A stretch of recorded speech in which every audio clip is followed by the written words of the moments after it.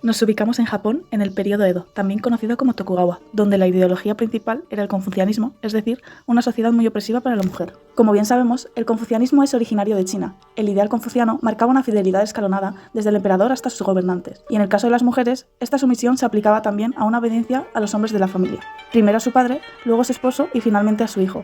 El confucianismo iba acompañado de un rígido código de conducta para las mujeres, las que se esperaba que fuesen totalmente sumisas. A partir de esta ideología surgió la peor pesadilla de la mujer japonesa, el manual de la mujer Onna Daigaku. No sabemos con exactitud quién es el autor del manual, pero se dice que fue Kaibara Ekiken, un personaje muy influente en Edo que se dedicó a la botánica, a la medicina, a la pedagogía, etcétera, etcétera.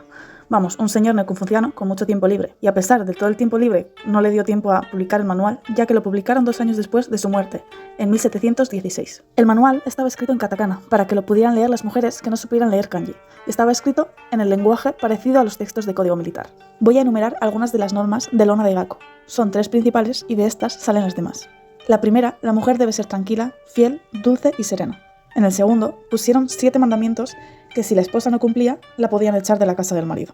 Primer mandamiento, obedecer a los suegros. Vamos, que los suegros eran los jefes. Segundo mandamiento, tener hijos. Esto, básicamente, es porque utilizaban a la mujer como fábrica de bebés. Si no podían tenerlos, no eran útiles.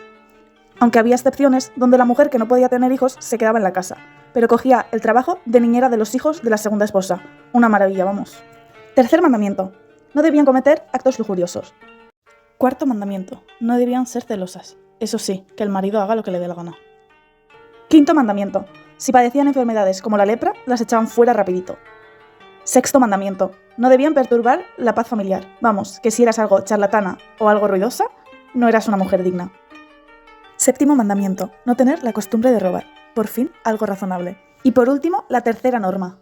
Cuando la mujer vive con sus padres, debe mantener la paz filial con sus padres.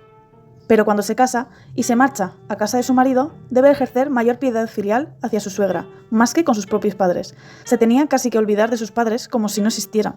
La prioridad siempre eran los suegros. Las demás normas son ideas más detalladas de estas. El manual tuvo un gran éxito entre las chicas adolescentes y jóvenes casaderas, y se usó durante 200 años hasta la restauración Meiji.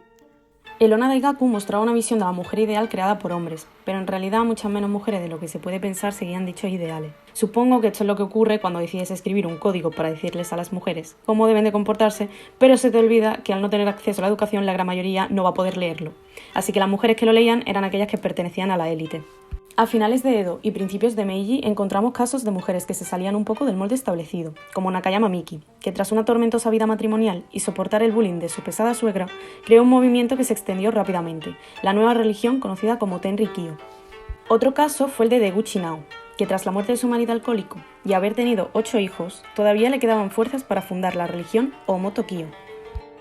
En la época Meiji también encontramos a mujeres como Tsuda Umeko, una de las 5 mujeres japonesas que fueron enviadas por el gobierno a Estados Unidos con el objetivo de que fueran instruidas al modo occidental.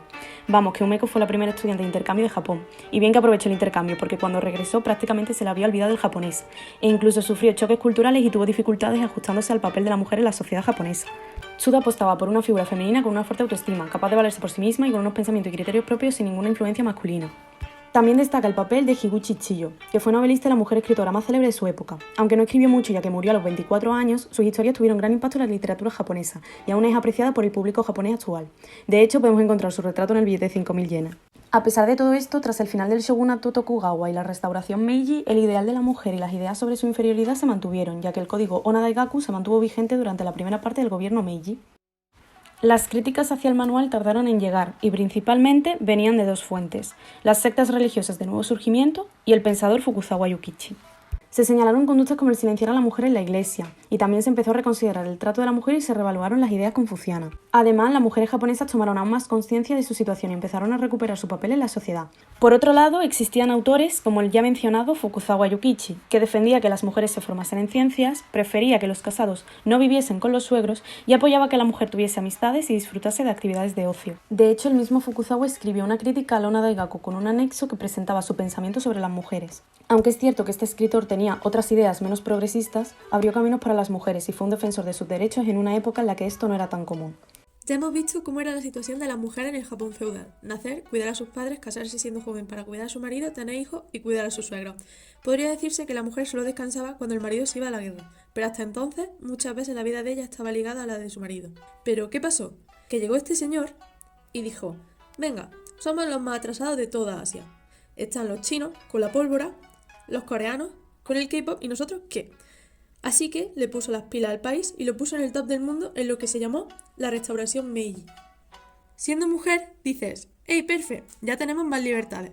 Pues no, porque vas a estar trabajando igualmente la mayor parte del día y cuidando a tu marido. A pesar de la constitución promulgada tras la restauración, la igualdad de sexos no estaba garantizada. No va a haber una mejora entonces hasta después de la Segunda Guerra Mundial, donde podemos seguir observando el sego tradicional japonés.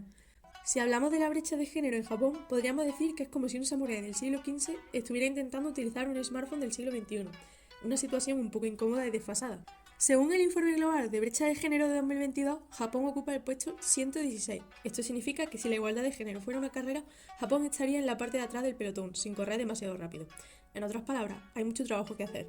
Por ejemplo, aunque las mujeres en Japón tienen acceso a una buena educación, su participación en la fuerza laboral sigue siendo baja y a menudo se enfrentan a la discriminación y el acoso sexual en el lugar de trabajo.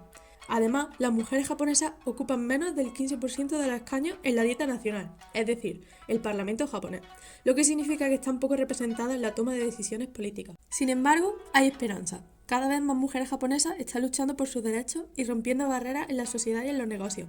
Por ejemplo, en los últimos años se han visto más mujeres en puestos directivos y en la política, y el gobierno japonés además está implementando medidas para fomentar la igualdad de género.